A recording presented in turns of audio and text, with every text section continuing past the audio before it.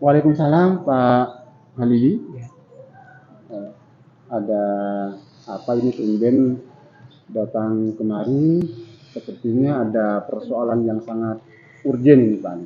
Ya, Pak Denny, saya itu sudah tidak semangat lagi masuk kelas. Oh begitu. Tak tahu ya gimana ini. Makanya saya menemui Pak Yani ini, mau bincang-bincang masalah yang saya alami itu. Oh begitu Pak. Ya. Jadi rencana pertemuan kita kali ini adalah Pak Halili datang ke saya dalam rangka sharing ya, pendapat tentang apa tadi? Masalah saya itu malas untuk ngajar di kelas. Oh, tentang Pak Halili malas melaksanakan kegiatan pembelajaran di kelas. Iya betul. Jadi tujuannya Pak Halili itu datang ke saya ini karena Pak Halili di kelasnya itu kok merasa malas sekali mengajar. Masuk ke kelas tuh akhir-akhir ini sudah tak semangat lagi. Tak semangat begitu ya. Kok tidak termotivasi untuk mengajar seperti itu. Iya betul.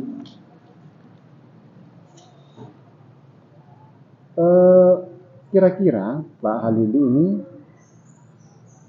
tujuan akhir yang ingin dicapai terkait dengan pertemuan kita kali ini seperti apa Pak? Ya nanti saya inginkan itu saya ketika mengajar di kelas itu semangat lagi, anak-anak antusias ketika saya mengajar, sehingga ada interaksi saya dengan anak-anak itu ketika saya mengajar, dan saya akan semangat lagi. Tidak loyo lagi untuk menghadapi anak-anak itu. Jadi nanti direncanakan Pak Halili akan mengajar bagaimana ada interaksi antara guru siswa dengan siswa, sehingga di dalam kelas itu kegiatan pembelajarannya berjalan dengan sangat efektif. Oh iya. Jadi di kelas itu tidak monoton gitu ya, bukan hanya guru yang menjelaskan, sehingga nanti kelihatan di kelas itu ramai gitu kan. Ada kelihatan bahwa kelas itu menjadi hidup gitu. Ya betul Pak Halili, memang kalau di kelas itu pembelajarannya hanya didominasi oleh seorang guru kan anak merasa terabaikan. Iya. Seolah-olah hak belajar anak itu bisa diambil alih oleh seorang guru. Iya. Seperti itu Pak Halili ya. Kira-kira Pak Halili ini ukuran kita bicara ukuran keberhasilan pertemuan kita kali ini apa Pak? Ya ketika nanti saya setelah berbicara dengan Pak yang ini, saya punya gairah lagi, nanti di kelas itu jadi hidup, pembelajaran komunikasinya dua arah, atau bahkan aktif lah. Jadi saya sebagai guru itu hanya memfasilitasi, mengarahkan, tidak hanya ceramah terus. Iya, betul. Seperti itu. Begitu Pak Halili ya. Jadi di kelas itu bagaimana keadaan KBM itu bisa seinteraktif mungkin. Iya. Inginnya seperti itu ya. Sehingga ya betul. Sehingga siswa itu ketika belajar itu merasa kalau gurunya semangat, tentu siswa juga akan lebih semangat. Iya. Sebaliknya kalau guru kurang semangat, muridnya kok jadi loyo sendiri. Iya. Kira-kira Pak Halili ini kesempatan apa yang Pak Halili miliki sekarang? Saya dalam mengajar itu dengan mengikuti program ini saya punya kemampuan sedikit lah tentang membuat media pembelajaran yang lebih menarik. Jadi mungkin dengan membuat media yang menarik, bervariasi, mungkin anak-anak lebih antusias mengikuti pembelajaran saya, sehingga saya juga tambah semangat. Oh begitu ya. Jadi Pak Halili upayanya untuk membangkitkan semangat anak itu dimulai dari dorongan intrinsik ya dari Pak Halili sendiri. Seperti yang Pak Halili tadi katakan bahwa membuat media ajar yang menarik. Iya, yang menarik. Sehingga anak itu dengan cara demikian bisa semangat bergerak kembali dalam belajarnya. Iya, seperti itu. Jadi sementara dalam rencana saya itu Pak, nanti saya membuat, selain saya mengambil sumber-sumber belajar dari internet. Jadi saya downloadkan anak-anak itu, saya juga akan media berupa video gitu. Oh begitu. Nah ya. kan anak-anak tambahan Iya, betul. video. Selain itu lagi saya akan membuat PPT. Oh keren itu Pak. Itu rencana saya seperti Nah, itu. luar biasa itu. Kalau pembelajaran di dilaksanakan dengan cara-cara demikian, itu semangat belajar anak bisa dimungkinkan bisa meningkat sekian persen. Iya. Sehingga motivasinya bisa meningkat Pak Lili. Kira-kira ini Pak Lili, Iya.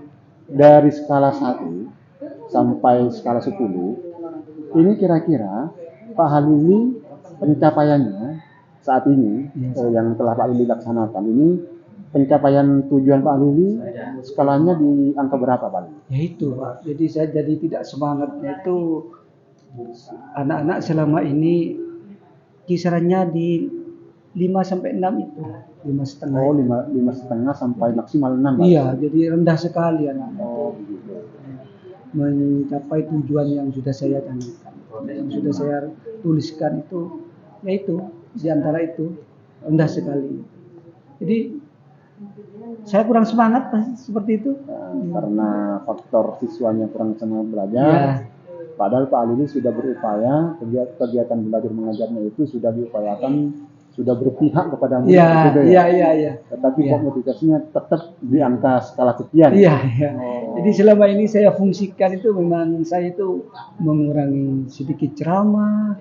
Jadi anak-anak itu biar gimana anak-anak itu aktif mencari sumber-sumber yang lain, pembelajaran yang lain gitu. Masih tetap seperti itu. Padahal pembelajaran sudah berpihak kepada siswa Pak Lili. Iya, selama ini ya.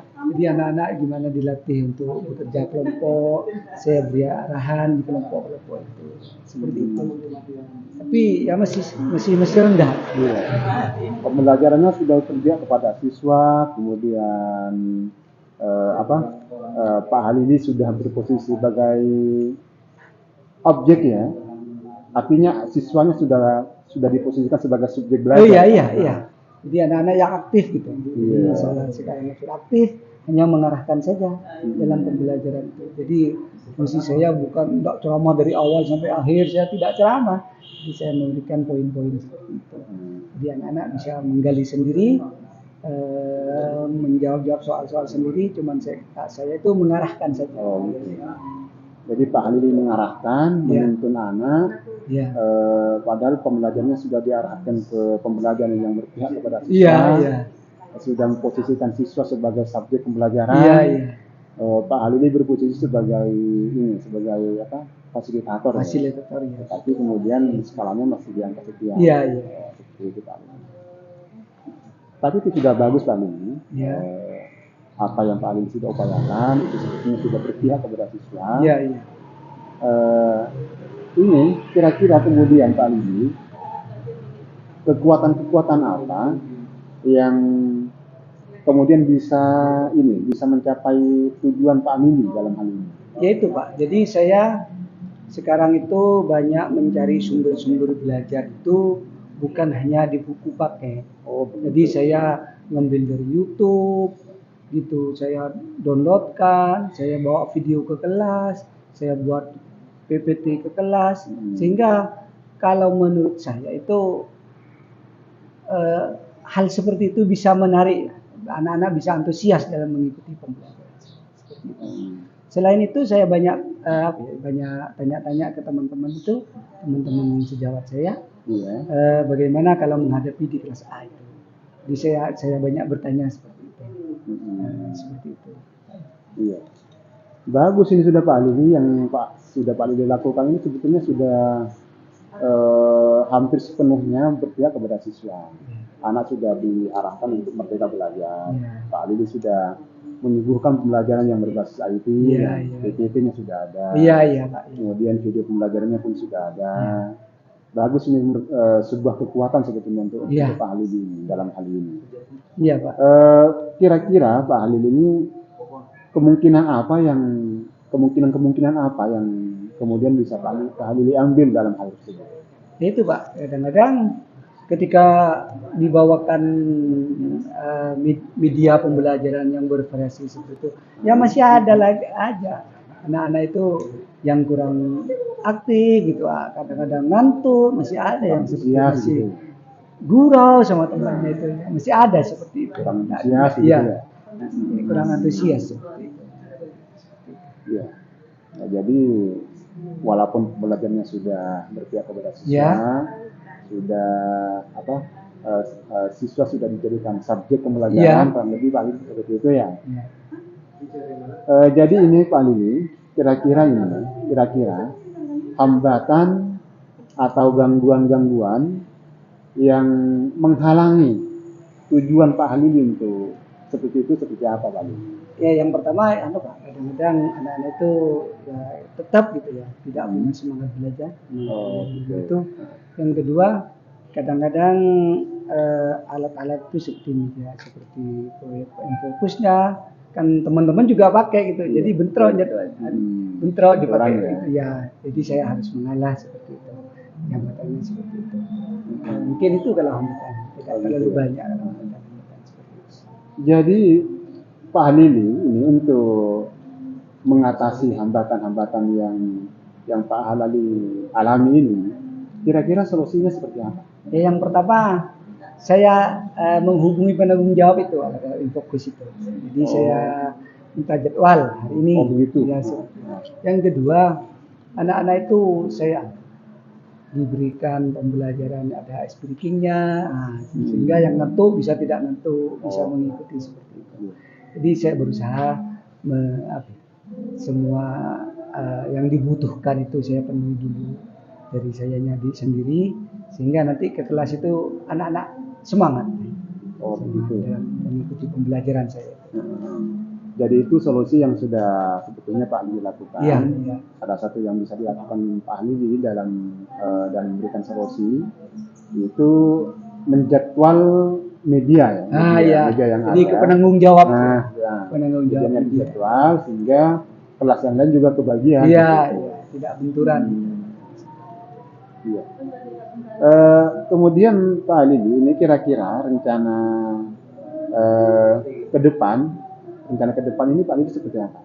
Itu Pak, jadi saya lengkapi, saya membuat RPP yang sebelum pembelajaran, RPP-nya saya buatkan, medianya saya buatkan yang bervariasi.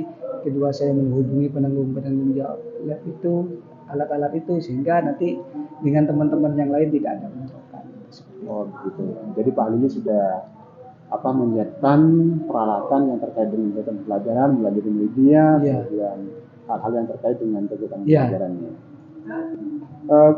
Kira-kira ini yang Pak Halili prioritaskan ini apa? Nanti ya itu, anak-anak tetap antusias dengan pembelajaran saya itu, anak-anak ikut dengan antusias.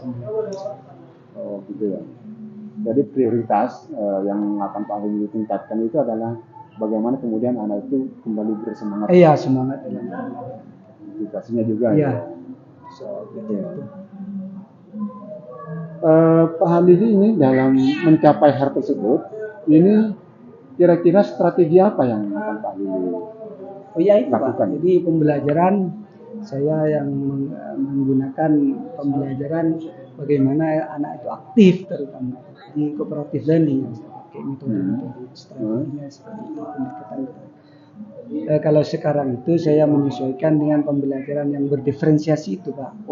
Bagus. Sehingga anak-anak itu saya bentuk kelompok sesuai dengan kesiapan. Bagus sekali itu, ide yang luar biasa Pak Halili.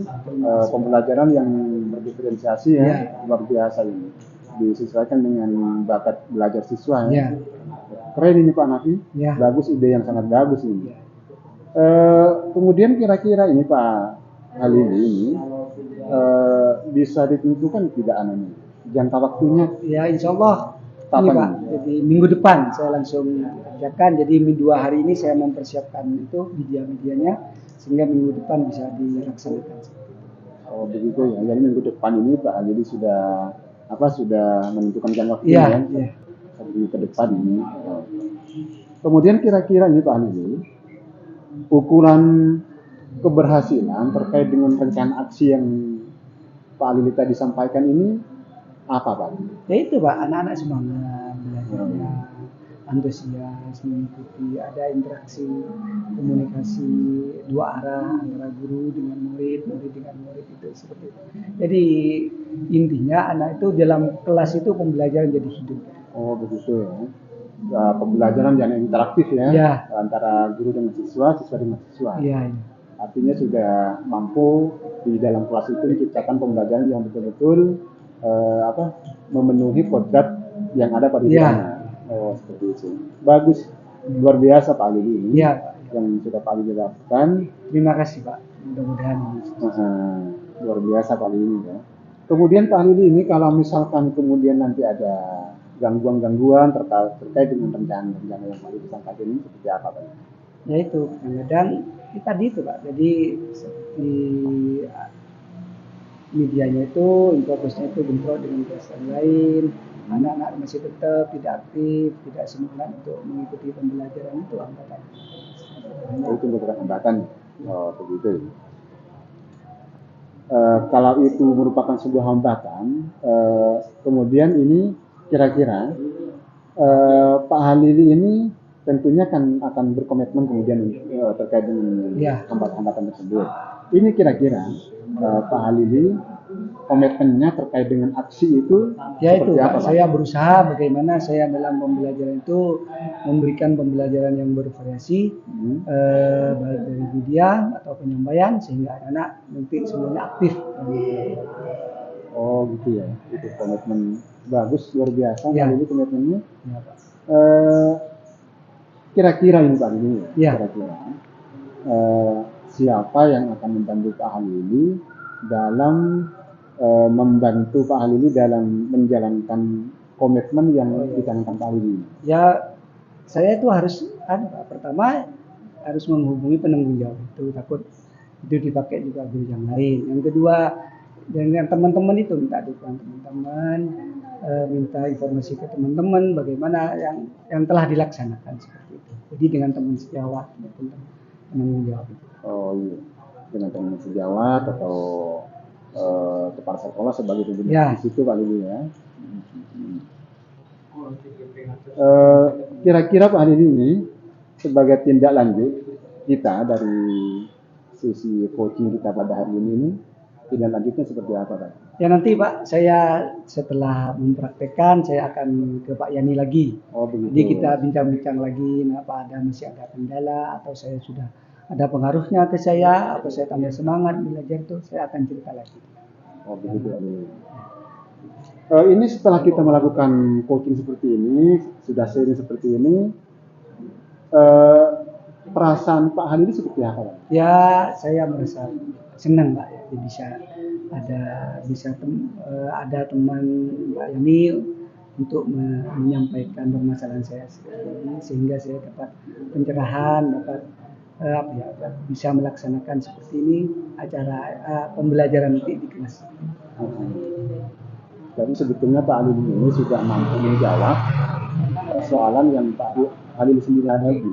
Ya, ini cuma saya cerita-cerita mungkin Pak ini mendapat pengalaman seperti itu juga kan gitu Pak. Oh ya betul, betul. Luar biasa Ya. Pak Halili ini. Terima kasih Pak. Luar biasa, selamat melaksanakan aksi ke depan. Ya. Semoga nanti upaya-upaya aksi yang akan Pak Halili laksanakan itu bisa membangkitkan semangat dan motivasi belajar Ya, siswanya. terima kasih Pak. Terima kasih Pak Yani ya. Oke. Waktunya Pak.